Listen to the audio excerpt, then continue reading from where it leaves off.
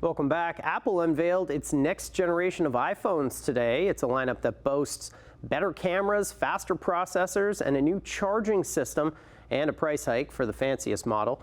Today's showcase comes as the company tries to reverse a mild slump that has seen its sales drop for 3 consecutive quarters, partly because iPhones haven't been selling as well.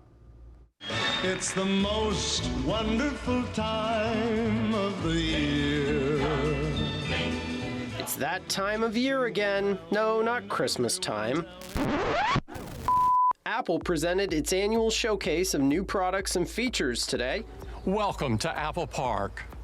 We're so excited you could join us today for some big announcements about 2 essential products, Apple Watch and iPhone. Apple's latest product line hopes to reverse a mild slump that has seen its sales drop. The company's stock price has dipped by nearly 10% since mid-July, dropping Apple's market value. But investors apparently were not impressed with what Apple rolled out today. The company's shares were down by nearly 2% during afternoon trading. As has been the case with Apple and other smartphone makers, the 4 types of iPhone 15 models announced today aren't making any major leaps in technology.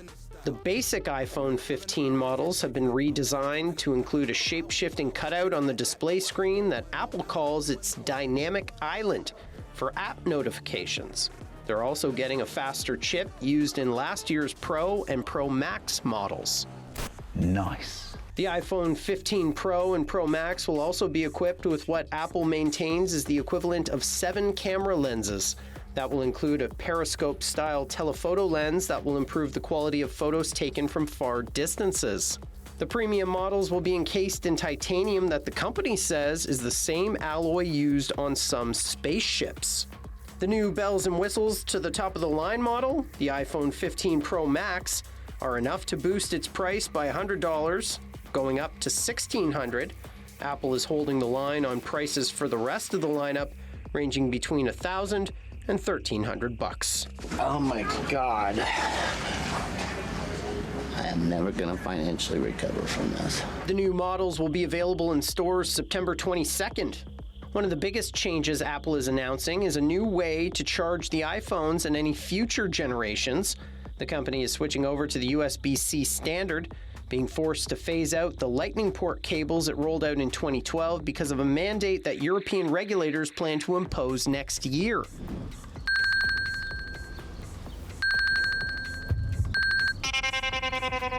Besides its new iPhones, Apple also announced its next generation of smartwatches, a product that made its debut nearly a decade ago.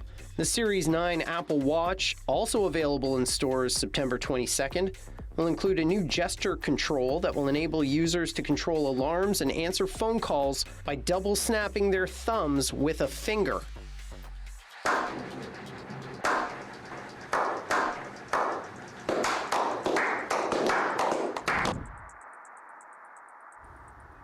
Joining us now to break down what debuted in the Apple event is tech expert Shruti Shekar. Shruti, what was your favorite product Apple debuted today? You know, it's hard to tell. I don't necessarily think it's a product that I was really excited about, but it was more so a feature that I was excited about. And I'm very curious to know how it's going to function. So specifically, Apple launched several new products today, 2 new watches and 4 new phones, if I'm not mistaken. And a lot of it does look very similar from previous years, but what I am really excited about are some of the specific features. So I had mentioned I really, really liked one feature, and that's with the Apple Watch Series 9.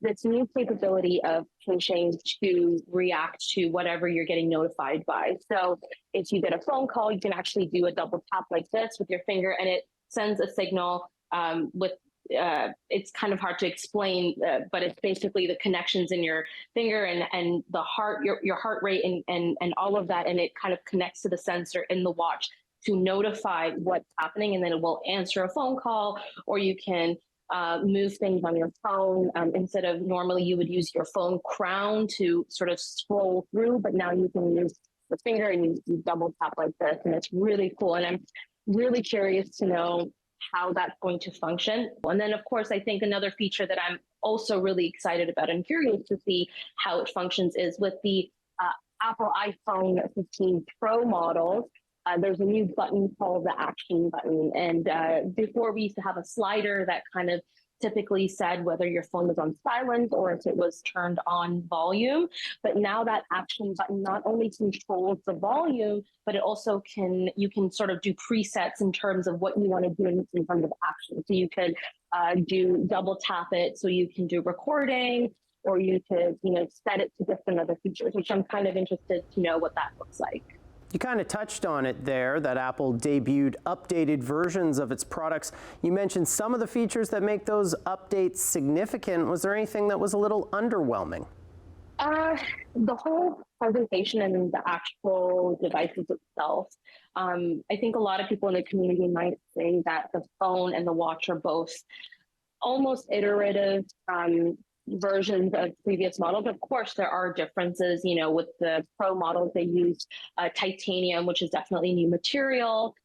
But in the way the design looks, it's not any different than what we've seen in the past. For example, with the Apple Watch Ultra, there's a new model of that's come out now. But it's really hard to tell what the differences are, which almost makes you think, was the previous model so good enough that you really didn't need to add that many new changes? So how can the company draw new users outside of the people who are already Apple faithfuls? USB-C, absolutely. That is going to be the way to draw in some of those new users.